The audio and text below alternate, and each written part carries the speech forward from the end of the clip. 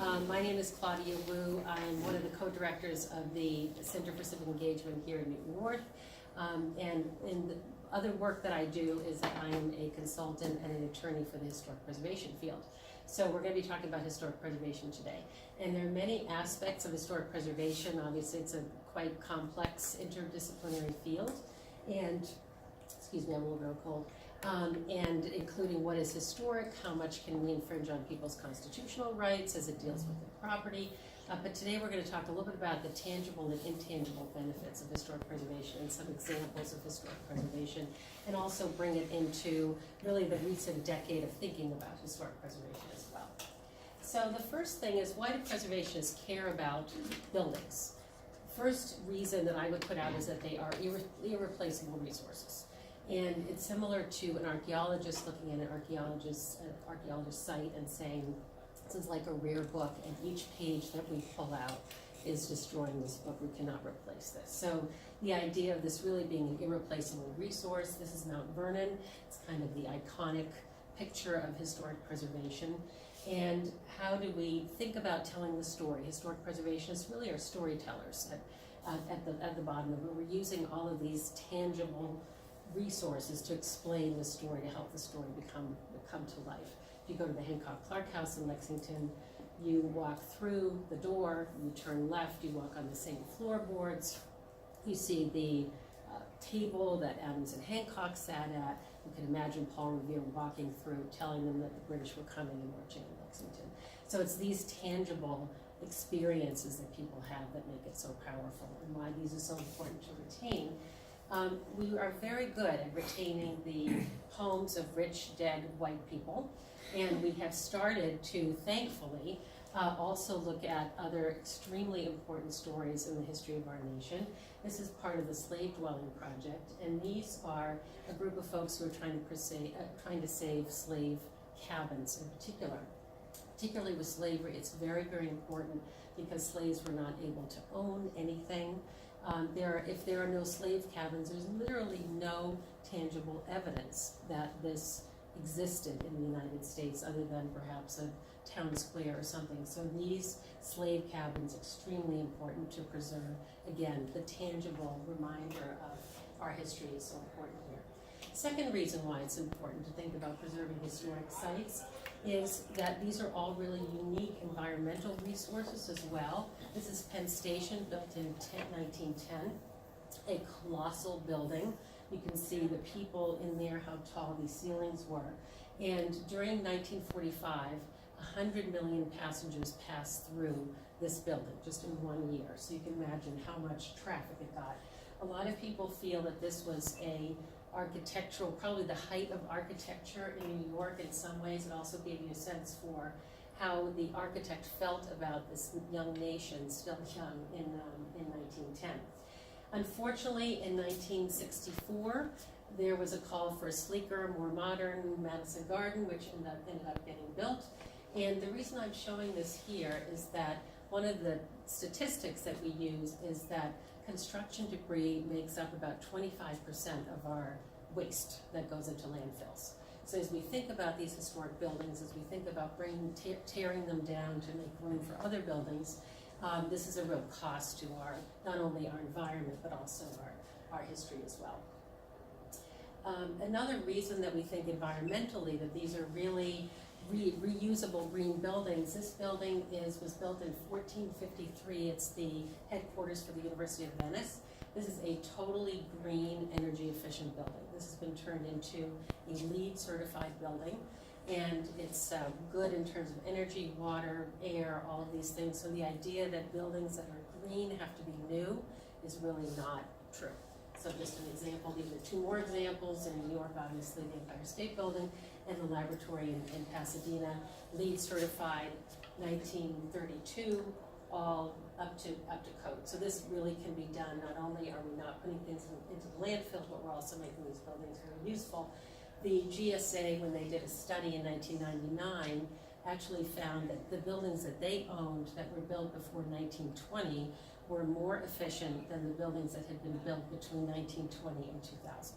So again, another reason to do some preservation if you can.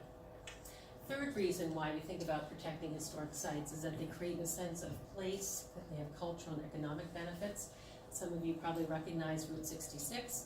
This is the old 2,000-mile highway, federal highway that runs from Illinois to California. All along the way, there are little motels, restaurants, way stations that date back to the 20s, 30s, and 40s and 50s. And this is a wonderful homage to the American automobile and our love affair with the car and what happened during those times as the federal highway was built, as the system was slowly being built. So again, it gives a sense of place. People can be very nostalgic as they take a ride down here. Annapolis, Maryland. They've done a great job in trying to preserve their historic downtown, in addition to adding new elements, which is also very, very important. And Arthur Fromer, the travel writer, is very famous for saying, people don't go to a place that has lost its soul. So this is a good example of a place that's been able to retain some of its character, again, through retaining some of its history. Many of us see this on a daily basis. We may live like this even, which is kind of doesn't seem to be particularly human scale, but the word seems to be that we would prefer to live or at least visit a place like this, that again has that sense of community, it has the density, it has the walkability, it has the shared infrastructure, all these things that we historically have used when we lived in communities. By the way, many of the communities that we value in terms of the houses that are fairly close together, that might be sitting a little bit closer to the curb, those communities would be almost impossible to recreate through many of our zoning codes now. So that's something to think about as we are city planners and looking back to our historic roots. Gettysburg National Park, 1863, turning point of the Civil War. This is just an example of a much, much hallowed visited site. Tourism, people spend probably about $7 billion a year on tourism, visiting tourist sites. And it is believed that that tourism industry pumps about $6 billion into the economy every year. So not only has historic preservation become important for some of these other things that I mentioned, psychologically, sense of place, community, but also it has become big business in many ways. So just a couple of examples quickly of some historic preservation projects. Some of you may recognize this. This is a gold printing company, the Arnold Printing Company in North Adams, Massachusetts. They printed fabric that they used to sell to the Union Army during the Civil War. Starting in 1860, they operated until about 1900. Massive amount of buildings in North Adams. This turned into MassMoCA. Some of you may have been there already. They are the largest museum of contemporary art in the world now. It is an enormous complex. This is a real success story. It pumps about $34 million into the small area of North Adams, creates almost 400 jobs, and creates an amazing space for these installations. It really has become a magnet for the area. So this is a very interesting preservation project that has saved a building, solved a problem in terms of dealing with a derelict building, and created a wonderful space and a new opportunity for the area as well. This is a railroad spur on the western side of Manhattan, and it's an abandoned area. You can see the buildings around it don't look particularly happy or vibrant. The space itself is causing a lot of issues as well. If we fast forward to 2014, this is the High Line in New York. The 1.5 mile stretch, it's a rail trail, some of you may have walked it, open space. It has, again, pumped billions of dollars into this whole area. It's really a must-see attraction now in New York. It is considered probably the most successful urban renewal project in history, given the impact that it has had, for New Yorkers and visitors as well. This is the Embarcadero Ferry Terminal, built in 1898. The tower was built around 1900. And this was the place to get in and out of San Francisco in the early 20th century. They thought they would improve it in the 1950s by putting this freeway right up against it, and I think that wasn't very successful. The building really was derelict for many, many decades, And thankfully, in 2003, it was redeveloped. It still is used as a hub and terminal. It now has multiple uses, retail, office. There's a big farmer's market that happens in the big parking lot area in the front. So again, it has spurred life in this part. Also, the freeway came down, which was a really big advantage for the building itself as well. Some of you may recognize this also, coming back to our hometown here. In 1848, this building was built as the Charles Street Jail, a beautiful building, massive, granite, I think multiple feet thick building. The lower wall was, I think, put on in the 1930s. And it was a remarkable building, but a totally inhabitable building for its inhabitants.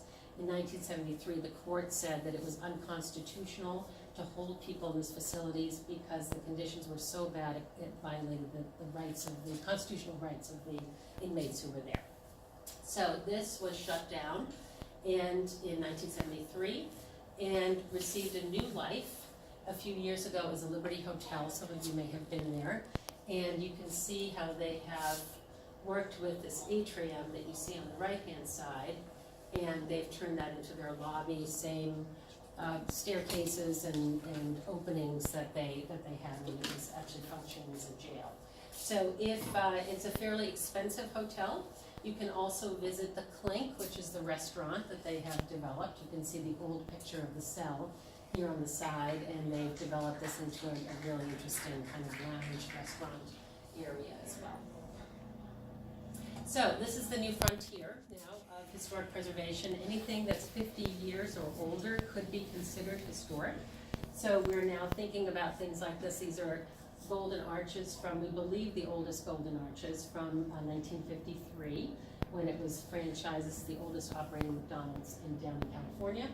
And the question is, how do we feel about that? What's the story about it? What are we trying to protect? And what should we do with this type of thing? What kind of story do we want to tell about this, and how is this important? And obviously we're looking much more regionally. We're also looking at some of these groups that have not been represented in historic preservation before.